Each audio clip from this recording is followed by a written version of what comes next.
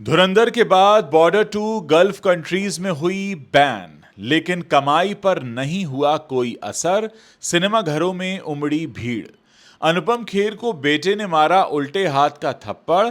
सिकंदर की हरकत देखकर भड़के अनुपम खेर। कुमार सानू को हाईकोर्ट से बड़ी राहत। 50 करोड़ रुपए के मानहानि केस में घिरी पूर्व पत्नी।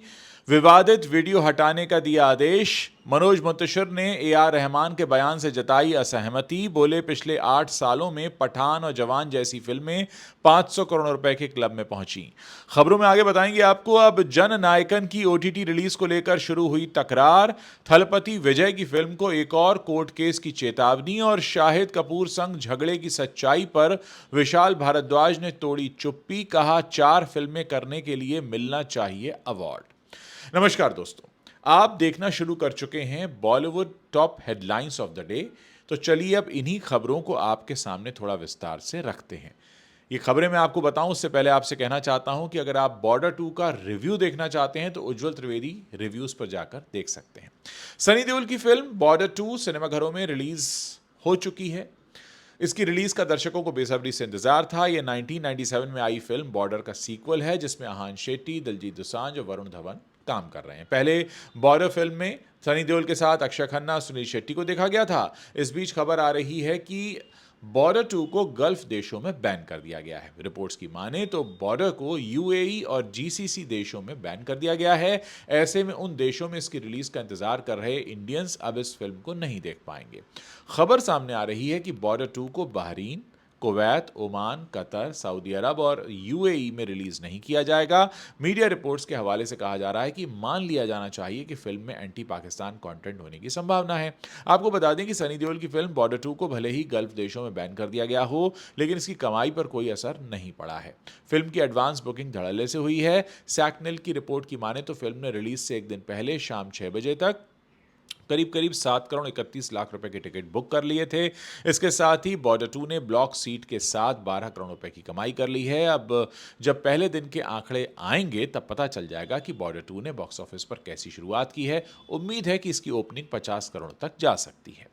अनुपम खेर का एक वीडियो सोशल मीडिया पर काफी वायरल हो रहा है। इसमें अनुपम के बेटे सिकंदर खेर मजाकिया अंदाज में उनको उल्टे हाथ का थप्पड़ मारते दिखाई दे रहे हैं। इस फनी वीडियो को अनुपम खेर के फैंस काफी पसंद कर रहे हैं। दरअसल हाल ही में अनुपम खेर अपना दांत निकलवा कर घर पहुंचे थे। इस दौरान सिकंदर खेर उनसे उनका हाल पूछते दिखाई देते हैं। इस वीडियो में तो अनुपम खेर इसमें बोलते हैं कि मेरा गाल सुन्न पड़ गया है। इसके बाद सिकंदर खेर मजाकिया अंदाज में अपने पापा को मारने की बात करते नजर आ रहे हैं। सिकंदर कहते हैं कि कभी किसी ने अपने बाप को उल्टे हाथ का थप्पड़ नहीं मारा होगा।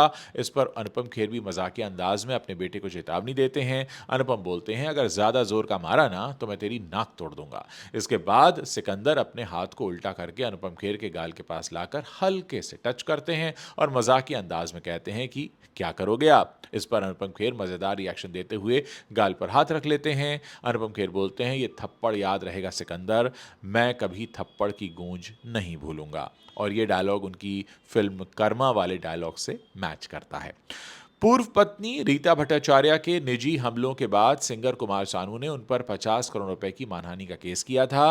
बॉम्बे हाईकोर्ट ने अब इस केस पर सुनवाई करते हुए रीता भट्टाचार्य और मीडिया को कुमार सानू के खिलाफ अपमानजनक बयान देने से रोक दिया है। केस पर अगली सुनवाई 28 जनवरी को होगी। जस्टिस मिलिंद जाधव ने 22 जनवरी को सुनवाई के दौरान कुमार सानू के पक्ष में आदेश जारी करते हुए ये निर्देश दिए कि रीता भट्टाचार्य और मीडिया हाउसेस अब कुमार सानू या उनके परिवार के खिलाफ कोई भी झूठा अपमानजनक बयान या पोस्ट शेयर या प्रसारित नहीं कर पाएंगे। अदालत ने कमेंट किया कि रीता भट्टाचार्य के पिछले इंटरव्यूज निष्पक्ष कमेंट की सीमा लांघ चुके हैं। जस्टिस मिलिंद जाधव ने कहा, इंटरव्यू में इस्तेमाल किए गए शब्दों से साफ है कि कुमार सानू पर निजी हमले किए गए हैं। ये रोक सोशल मीडिया, प्रिंट और डिजिटल सभी तरह के प्लेटफॉर्म्स पर तब तक लागू रहेगी जब तक अंतरिम आवेदन पर अंतिम सुनवाई नहीं हो जाती। इधर कुमार सानू का दावा है कि इंटरव्यू में उनके वैवाहिक जीवन को लेकर झूठे और सनसनीखेज आरोप लगाए गए। कुमार सानू की वकील सना रईस खान ने दलील दी कि इन वीडियोस की वजह से कुमार सानू की इमेज को भारी ठेस पहुंची है और उनके कई शोज, ग्लोबल शोज रद्द हो गए हैं। कोर्ट ने फिलहाल उन पुराने आपत्तिजनक वीडियोस को हटाने का आदेश नहीं दिया है। ए.आर. रहमान ने हाल ही में दिए एक इंटरव्यू में कहा था कि पिछले 8 सालों में उनके हाथ से काम निकलता जा रहा है। ए.आर. रहमान के इस बयान पर अब मनोज मुंतशिर ने असहमति जताई है।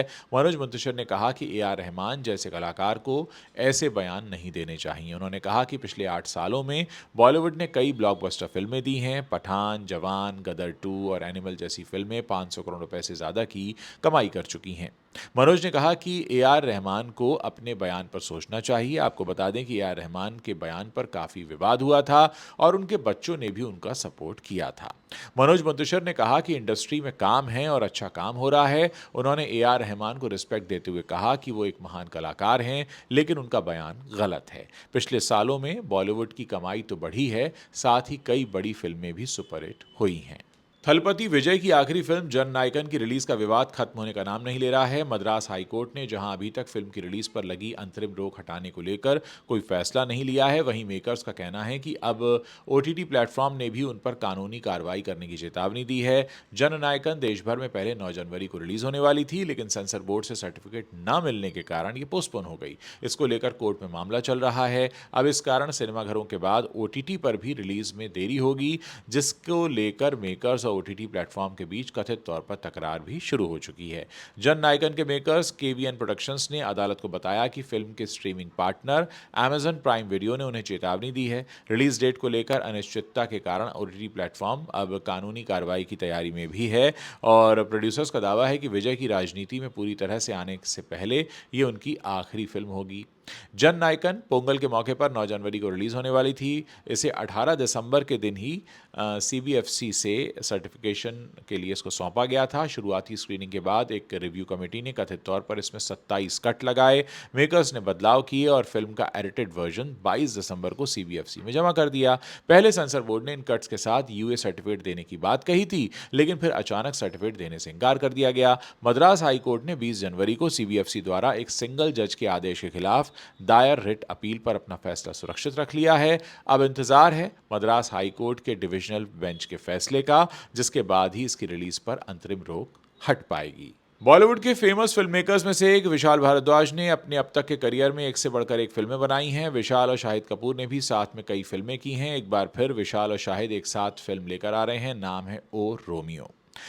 बुधवार को इस फिल्म का ट्रेलर रिलीज किया गया। फिल्म को लेकर लोगों में काफी बज़ बना हुआ है। हालांकि कई सालों से विशाल और शाहिद के बीच अनबन की अफवाह चल रही थी। अब इन अफवाहों पर विशाल ने चुप्पी तोड़ दी है। उन्होंने बताया कि उनके दोस्त अक्सर मजाक में कहते हैं कि शाहिद के साथ काम करने के लिए उन्हें नेशनल अवार्ड मिलना चाहिए, लेकिन वो इस बात को नजरअंदाज कर देते हैं कि उनके साथ खुद काम करना भी एक मुश्किल काम है। फिल्म मेकर विशाल भारद्वाज ने आगे कहा, सॉरी लेकिन मैं एक बात बताना चाहूंगा, मुझे झिझक हो रही है, लेकिन मैं ये कहानी के लिए बोलना चाहूंगा कि मुझे अब तक 9 नेशनल अवार्ड मिले हैं। मेरे डायरेक्टर दोस्त मुझसे पूछते हैं कि मुझे 10वां मिलना चाहिए क्योंकि तुमने शाहिद कपूर के साथ 4 फिल्मों में काम किया है। मैं कितना मुश्किल आदमी हूं वो शाहिद जानता है। वो मेरे एग्रेशन को समझता है। मेरे साथ काम करना बहुत मुश्किल है। मुझे लगता है कि शाहिद को एक नेशनल अवार्ड मेरे साथ 4 फिल्में करने के लिए मिलना चाहिए। तो दोस्तों, ये वो बड़ी खबरें हैं जो बॉलीवुड से आती हैं और इस वक्त इंटरनेट पर छाई हुई हैं। अगर आप इस वीडियो को पसंद कर रहे हैं तो इसे अपने दोस्तों के साथ शेयर करना मत भूलिएगा। और साथ में आपको मैं फिर से याद दिलाना चाहूँगा कि बॉर्डर 2 का रिव्यू आप यूट्यूब पर और इंस्टाग्राम दोनों प्लेटफॉर्म पर उज्ज्वल त्रिवेदी रिव्यूज़ पर देख सकते हैं।